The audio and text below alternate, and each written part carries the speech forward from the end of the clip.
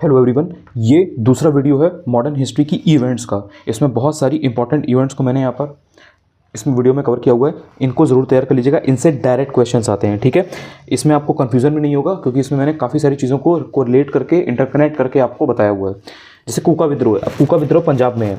कब इसका time period क्या है? इसका टाइम पीरियड है 1840 से 1872 के बीच में। ये आपको पता होना चाहिए, एग्जैक्ट याद होना चाहिए। 1840 से 1872 के बीच में पंजाब में कूका विद्रोह।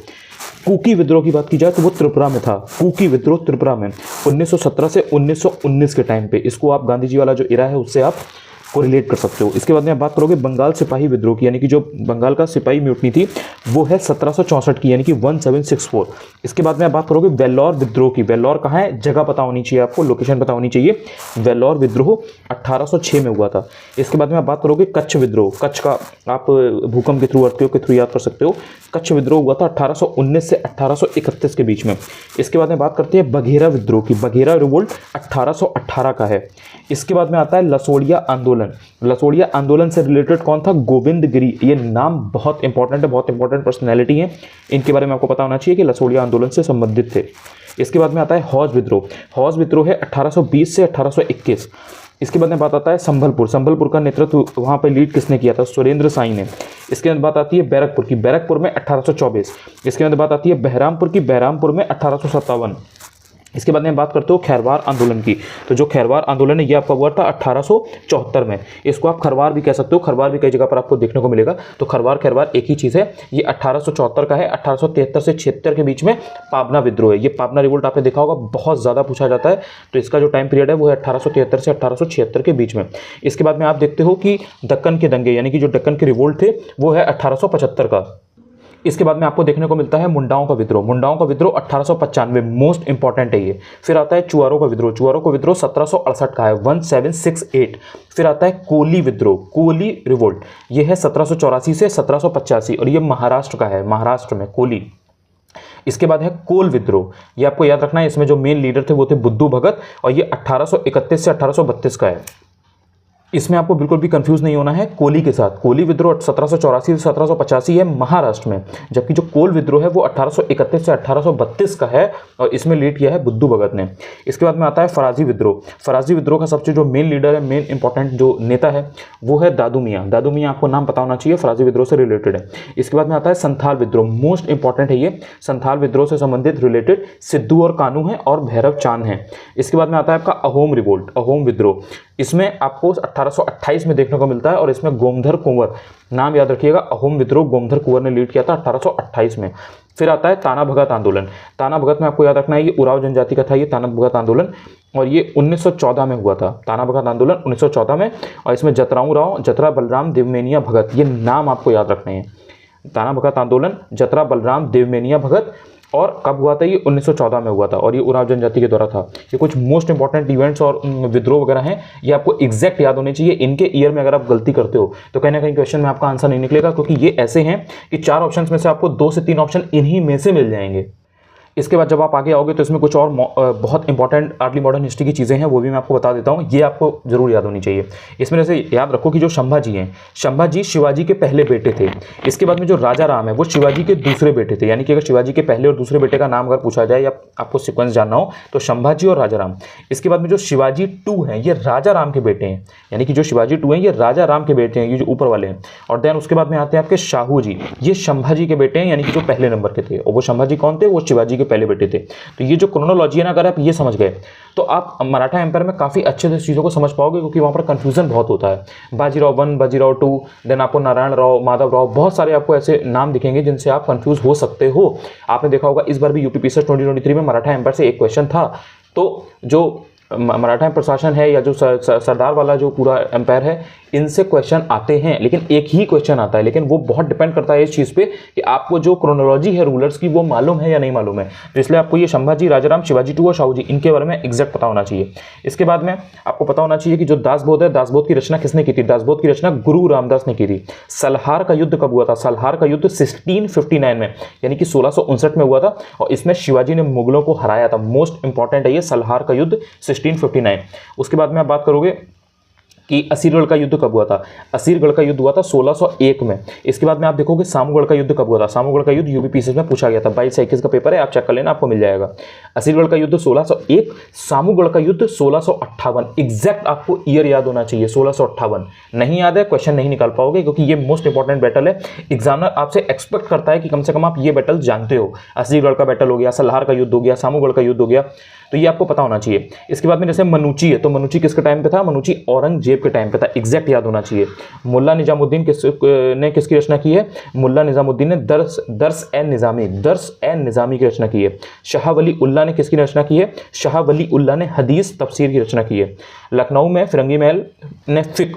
इसके बाद में आप बात करोगे अमरदास ने 22 मंजियों में साम्राज्य को स्थापित किया था, बांटा था। अमरदास ने 22 मंजियों में साम्राज्य को डिस्ट्रीब्यूट किया था। दल खालसा की स्थापना किसने की थी। दल खालसा की स्थापना कर्पूर सिंह ने की थी। दल खालसा की स्थापना कर्पूर सिंह ने। इसके बाद में जब आप आगे आते हो तो आप देखते हो कि जो अंगद थे, गुरु अंगद, या इनको लहना भी कहा जाता है, गुरु अंगद लहना, इन्होंने ही गुरुमुखी लिपि को बनाया था। गुरुमुखी लिपि रचना जो है गुरुमुखी लिपि की, वो इन्हीं ने की थी। इसके बाद में आप बात करते हो गुरु अर्जुन देव की। तो जो गुरु अर्जुन देव है ना, इनकी 3 चीज़ें आपको खास पता होनी चाहिए। जहांगीर से रुष्ट, जहांगीर से इनका बीच में टकराव चलता था, 36 का आंकड़ा रहता था बेसिकली। मसनद प्रथा को इन्हीं ने चालू किया था, इन्हीं ने कंटिन्यू किया था गुरु अर्जुन देव ने। और हरमंदिर साहिब जो है उसकी रचना भी इन्हीं ने की थी, गुरु अर्जुन देव ने। इसके बाद में आप आगे बात करोगे मराठा। तो ये जो मोकासा टर्म है ना, ये पर्टिकुलर आपको जो शब्द है ये पता होना चाहिए कि ये मराठा एम्पायर से रिलेटेड है। उसमें डायरेक्टली पूछ देगा कि मोकासा किससे रिलेटेड है। 4 ऑप्शन दे देगा, मराठा दे देगा, और आपका जो विजयनगर एम्पायर है वो दे देगा, और कोई ऑप्शन आपको 2 दे देगा। तो आपको उसमें एग्जैक्ट पता होना चाहिए कि मोकासा मराठा से रिलेटेड है। इसी तरीके से अमरम की अगर आप बात करो, Amaram is related to Vijayanagar empire, मैंने अभी बात की ना आपसे, तो अमरम विजयनगर से रिलेटेड है। शाहजहां के टाइम पे बल्ख का युद्ध हुआ था 1648 में। एग्जैक्ट आपको ईयर याद होना चाहिए, शाहजहां बल्ख का युद्ध 1648। इसके बाद में चित्रकला की जो मुगल शैली है वो हुमायूं की देन है। इसके बाद में अगर आप बात करो विलास खां की, तो जहांगीर के दरबार का प्रमुख संगीतज्ञ यानी कि जो म्यूजिशियन है वो कौन था। विलास खान था। ये नाम पता होना चाहिए। पूछ सकता है कि विलास खान, ये जैसे 4 ऑप्शन आपको दे देगा और पूछ देगा कि जहांगीर के दरबार का मुख्य संगीतज्ञ मेन म्यूजिशियन कौन था। 4 उसमें नाम होंगे, उसमें विलास खान एक ऑप्शन होगा, 3 ऑप्शन और होंगे। तो उसमें एक कोई हिस्टोरियन दे देगा, एक कोई पेंटर दे देगा, और एक इसमें कोई आपको और नाम दे देगा। तो वहां पर आपको एग्जैक्ट पता होना चाहिए कि विलास खान जहांगीर के टाइम का म्यूजिशियन था। इसके बाद में अगर आप बात करो शाहजहां की, तो शाहजहां ने 4 तस्लीम स्टार्ट की थी और सिजदा प्रथा को समाप्त किया था। सिजदा किया जाता है ना, तो जो सिजदा करने की प्रथा है वो शाहजहां ने ही समाप्त की थी, और जो 4 तस्लीम है उसको स्टार्ट किया था। तस्लीम पेश करते थे। आपने अगर थोड़ा बहुत भी पहले की मूवीज़ देखी हो तो उसमें आपने देखा होगा, सुल्तान होते थे, उनके सामने तस्लीम पेश की जाती थी। एक रिस्पेक्ट देने का तरीका होता था, वेलकम करने का तरीका होता था। इसके बाद में आप बात करोगे कि संत रामदास, तो संत रामदास औरंगजेब के समकालीन हुआ करते थे। अगर आप बात करो कि चौथे सिख गुरु कौन थे, तो चौथे सिख गुरु जो है वो गुरु रामदास थे, और ये अकबर के समकालीन थे, कंटेम्प्रेरी थे। इसके बाद में कुछ और मोस्ट इंपॉर्टेंट इवेंट्स हैं, उनके बारे में आपको पता होना चाहिए, जैसे कि पिट्स इंडिया एक्ट। तो पिट्स इंडिया एक्ट किसमें, वॉरेन हेस्टिंग्स था। इसके बाद में आप बात करोगे रिंग फेंस पॉलिसी किसकी है, तो ring fence policy Warren Hastings की ही थी।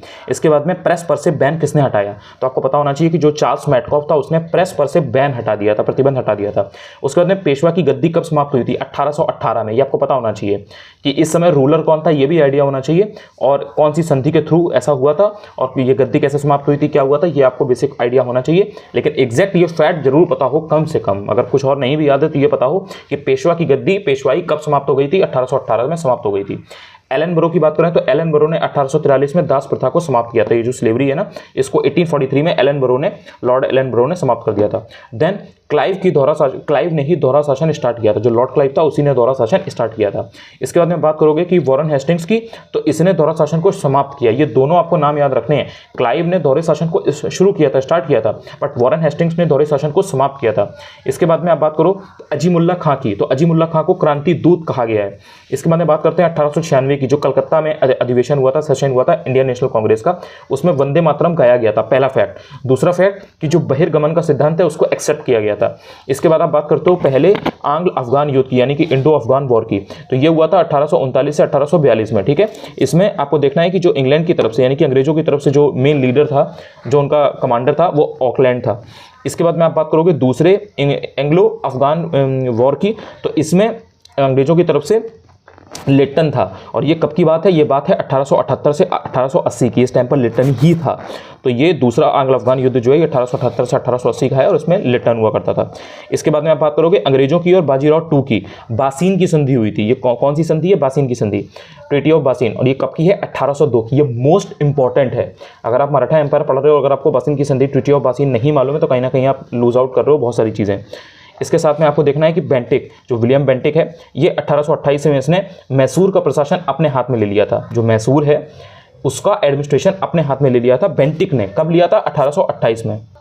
अभी इसमें आगे और भी कुछ चीज़ें इंपॉर्टेंट बची हुई हैं, बहुत इंपॉर्टेंट इवेंट्स हैं, तो वो मैं नेक्स्ट वीडियो में कवर करूंगा। आई होप आपको ये वीडियो अच्छा लगा होगा। अगर आप चैनल पर पहली बार आए हो, चाहो तो चैनल को सब्सक्राइब भी कर सकते हैं और आप चाहें तो टेलीग्राम चैनल से भी जुड़ सकते हैं। अनुज चतुर्वेदी यूपीपीएससी आप सर्च करोगे, आपको ईजिली मिल जाएगा टेलीग्राम पर, या फिर आपको डिस्क्रिप्शन में भी मैं लिंक दे दूंगा। Thank you so much. लगातार रिवाइज करते रहिए। इस समय ये जो लास्ट फेज है इसमें ये बहुत मैटर करता है कि आप रिवाइज कितना करते हो। आप अगर 5 घंटे पढ़ रहे हो तो 2 घंटे रिवाइज करो। अगर आप 4 घंटे पढ़ रहे हो तो कम से कम 1 घंटे रिवाइज करो। पढ़ोगे तो जो आपने पढ़ा है उस पर आपको कॉन्फिडेंस आएगा। आपको ऐसा नहीं लगेगा कि हर चीज़ आप भूल रहे हो। और थोड़ा बहुत डर लगना, थोड़ा बहुत एंग्जाइटी होना, स्ट्रेस होना, ये आम बात है, ये नेचुरल है, स्वाभाविक है। इसमें कोई ऐसी बात नहीं है कि आपने पढ़ा नहीं है। जब आप एक्चुअल में क्वेश्चन पेपर को एग्जाम हॉल में देखोगे तो वो स्ट्रेस आपको फील नहीं होगा। आप क्वेश्चन को सॉल्व कर पाओगे अगर आपने मन लगा करके हार्डवर्क किया है, डेडिकेशन के साथ पढ़ाई की है, कंसंट्रेशन के साथ पढ़ाई की है। लेकिन अगर आप रिवाइज नहीं करेंगे तो आप चाहे कितना भी पढ़ लें, वहाँ पर आपकी एक्यूरेसी नहीं आएगी। रिवीजन से एक्यूरेसी बढ़ती है, इस चीज़ को याद रखिए और एक्यूरेसी पर काम करिए। क्योंकि क्वेश्चन 20 से 25 टफ हो सकते हैं, 4-5 क्वेश्चन 6 क्वेश्चन ऐसे हो सकते हैं जिसमें आयोग आंसर अपना दूसरा देगा, आप आंसर उसमें दूसरा मान रहे होंगे, आप उस क्वेश्चन को अटेम्प्ट भी कर चुके होंगे। देन आपको प्रेशर क्रिएट होगा कि यार इसमें मेरा यहाँ पर कट ऑफ होगी नहीं होगी, कितने नंबर आएंगे, कितने नंबर नहीं आएंगे। तो इस तरीके के क्वेश्चन में रिस्क कम से कम लीजिए। जो शॉर्ट वाले क्वेश्चन हैं, जो ईजी क्वेश्चन हैं, जैसे ये सब क्वेश्चन हैं कि एलन बरो ने 1843 में दास प्रथा को समाप्त किया था, या पेशवा की गद्दी कब समाप्त हुई थी, तो ये सब जो चीज़ें हैं 1818 वाली, इतनी बेसिक चीज़ें आपकी गलत नहीं होनी चाहिए, तो आपके नंबर डेफिनेटली बनेंगे।